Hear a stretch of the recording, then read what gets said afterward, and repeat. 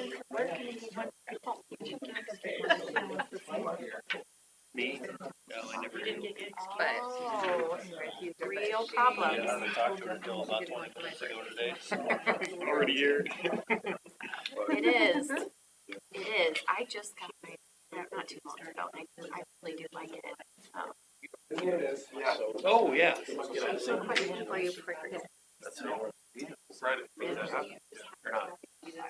Comfort food. That's a good point too. Seasonally.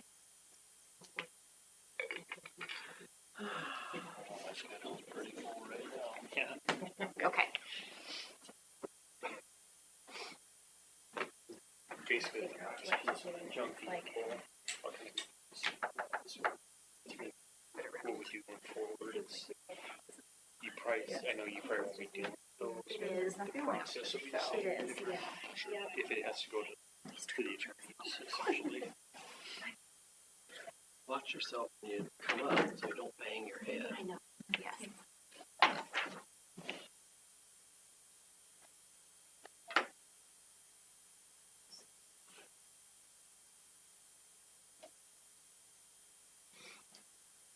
Look at what time it is, everybody. Okay, it's 6 o'clock, so we'll bring our November 27th meeting to order and we'll begin. Walters. Here. Dvorak. Here. Sarchet. Here. Vogel. Here. Anderson. Here. Ask for a motion and a second to approve the agenda. Second? Roll call. Vogel. Yes. Anderson. Yes. Walters. Yes. Dvorak. Yes. Sarchet. Yes. Item 4 is our public comments period. This is the time and place for comments for any item other than those that are a public hearing. If we have someone speaking, Yes. Dennis Kane. Dennis. Come on up, Dennis. Anyway, We'll ask you to give your name and your address, please, behind the podium. right here, You stand there. There you go. Dennis Kane, 704 West Van Dorn Street. I would just like to inquire if there was any interest, because last spring I did a no-mow May, in which I didn't mow my yard for the month of May. I actually was going to mow it at the end of May. And I got a letter from the city that said my yard was a nuisance, and I already talked to him about the letter. I received the letter on like May 27th, and it said that if I didn't get it mowed by May 25th, I was going to be out of compliance. But I was just wondering if there was any space in the city ordinance to exempt people that decide to not mow their yard most of the month of May, because that is kind of a thing that's going on. City of Des Moines supported it, and it's a thing that improves pollinators getting started in the spring to make more insect life. But anyway, I was just wanting to know if there was maybe a way that they could amend it so that they wouldn't enforce the length of the yard until maybe June 1st. Okay. So during this time, you just give us your comments, and then Yeah, council doesn't really respond to them, but we take it under advisement. yeah, and I just wondered if there was maybe the council could talk about it over the winter and maybe change it by spring, because I really would like to let my yard go next May if I could, legally, without getting in trouble. That's all I want to say. Thank you, Dennis.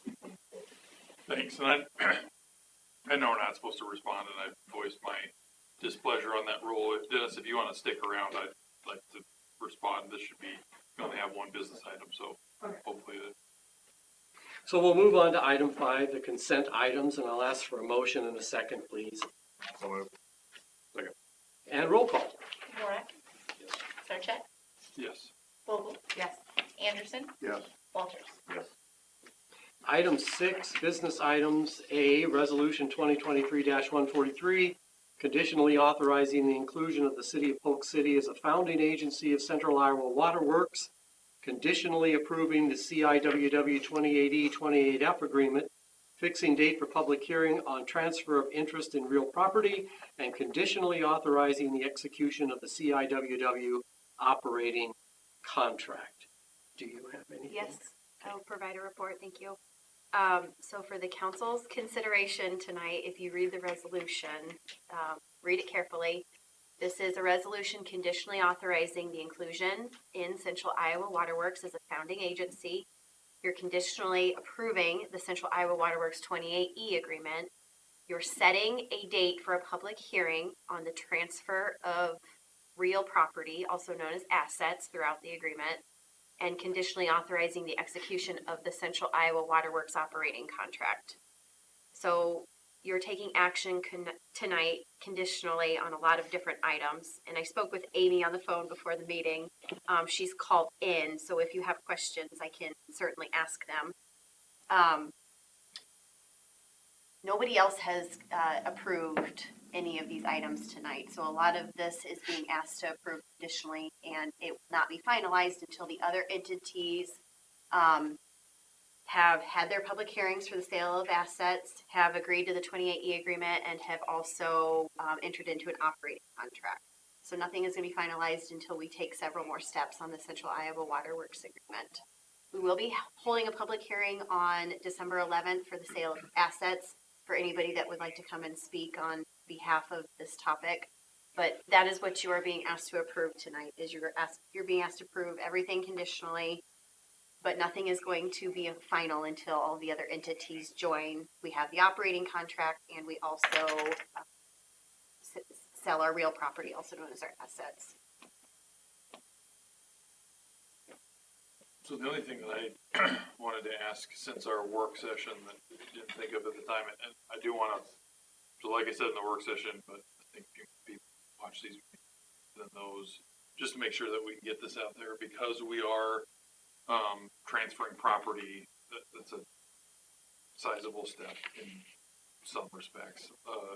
But one thing I did want to ask, and I don't know if Amy or anybody knows, so Central Iowa Waterworks is replacing Des Moines Waterworks, and the reason that with changes, but the reason that the property that we're transferring over was ours and not Des Moines to begin with is because the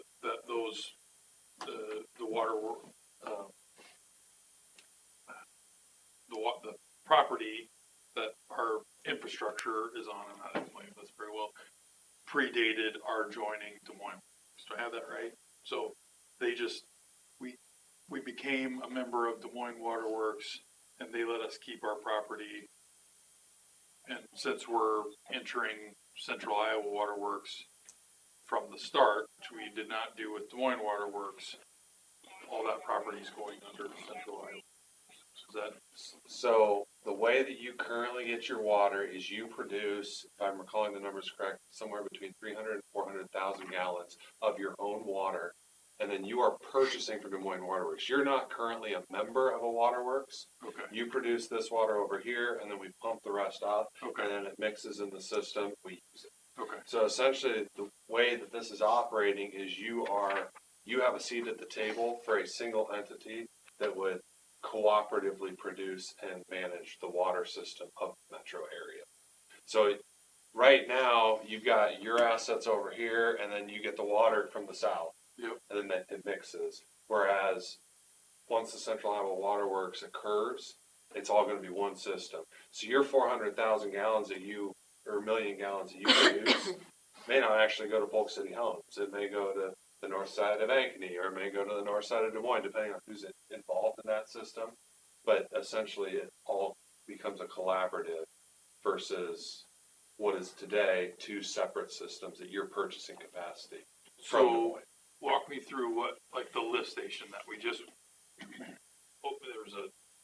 opened up within the last year and a half, right?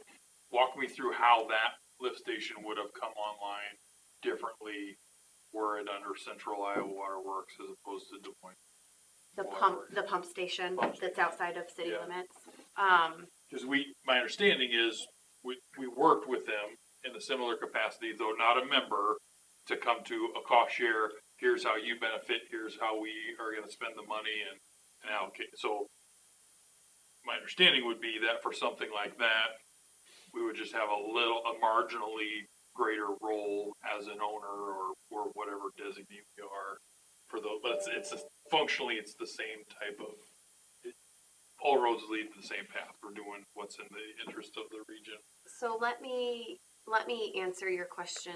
Let me get back to you on how to answer your question. But the way the agreement is if there's a specific project that only benefits Polk City, we would negotiate that with Central Iowa Waterworks.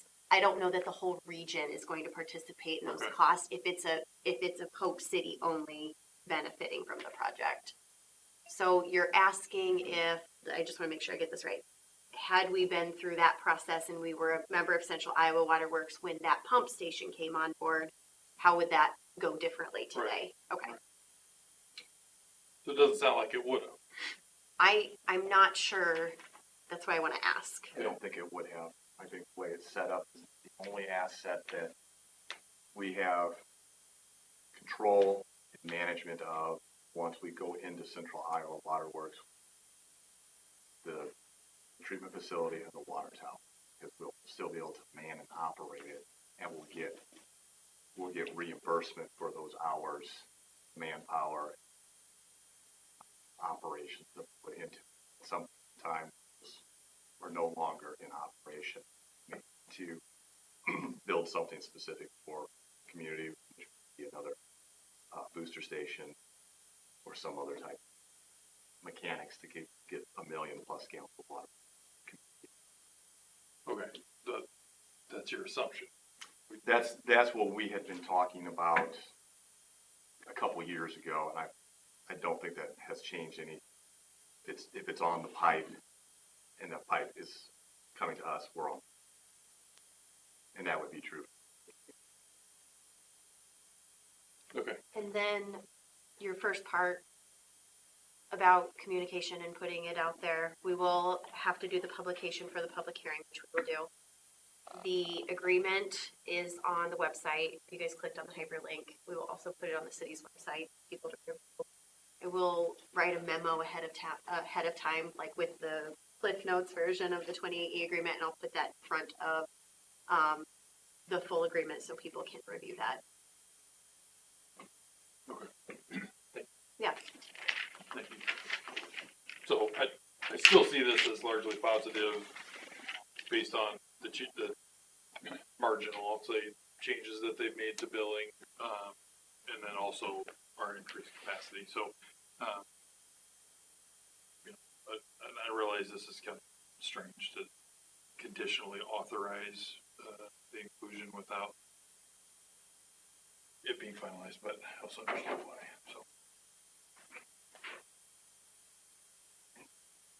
So we have before us this resolution, which I can read again. Resolution 2023-143, conditionally authorizing the inclusion of the City of Polk City as a founding agency of Central Iowa Waterworks, conditionally approving the CIWW 28E/28F agreement, fixing date for public hearing on transfer of interest in real property, and conditionally authorizing the execution of the CIWW operating contract. I need a motion and a second to proceed, please. Second. Any other conversation? Any other council? Then we'll ask for a roll call, please. Sarchet? Yes. Vogel? Yes. Anderson? Walters? Yes. DeVore? And then item number 7 is reports and particulars. We'll begin with staff. Anything from staff? Nope. Okay. Chelsea? I just wanted to give an update on the soil quality restoration project. It's nearly complete. There are a few customers that have cleanup matters. Otherwise, we are nearing completion on the citywide SQR project.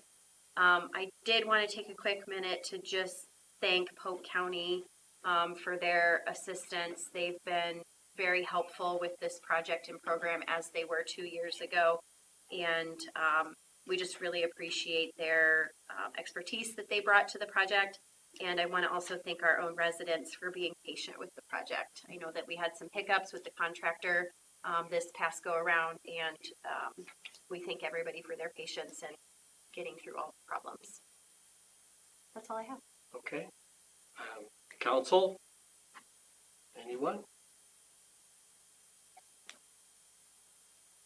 So I've got two things.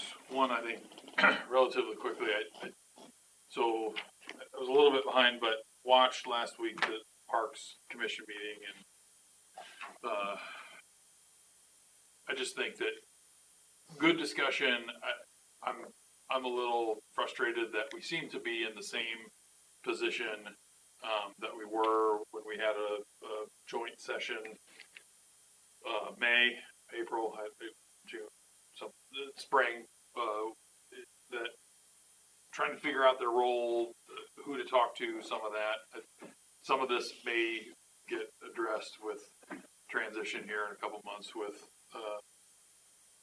Nick and Jeff, but I do think that at that point probably need to sit down and have another one of those discussions. To just anytime I see people who have volunteered questioning their value and commitment, some of those things, I think we need to be hyper reactive to that. So we'll gain some unique insight, transition change with two people on council coming from Park. So just want to acknowledge, I guess, if nothing else at this point, that the discussion heard, and to the extent that there was a message received, look to try and improve. So, Dennis, thank you for bringing that up. I did see that Des Moines was doing that, and to be honest, I wasn't completely sure the purpose. I just heard that no mow May was a thing in Des Moines, pushed particularly by the mayor. I do wonder if it's for pollinators. Are we in a different position? Having less of a concrete jungle than what Des Moines has, but definitely open to it. I think the city as a whole. I mean, we just talked about the SQR project. That's being one of the first towns in the metro to do that, and I think the literal first to do it twice shows some interest in progressive thinking on what can be most beneficial long term for the land. So if that's an option, so my understanding of how the letter and the timing may have been an issue, but that's complaint based. So if we had want to include those that may not want to see that length of grass, but if it's for a good reason, maybe raising awareness stems the tide. I don't know. So appreciate you bringing up, and Dennis being a resident, his voice matters, but also someone that is committed to being in the Arbor League and some of those things. I know your heart's in the right place there. So I just wanted to make sure that, again, at least from my perspective, message received, open to looking at it like you suggested over the winter for the spring. That's all I've got. Anyone else? I'd just like to say a little more about what Rob brought up. We're very fortunate here in Polk City that we're surrounded by so much untouched ground, the core ground, the state prairie that they have out there. We're very fortunate to have that. And they have people on staff who I'm sure will be more than happy to communicate with us if there's anything to be gained by letting grass grow. I don't know. I'm not saying there is or isn't, but I would like to hear from somebody who knows a whole lot more about it.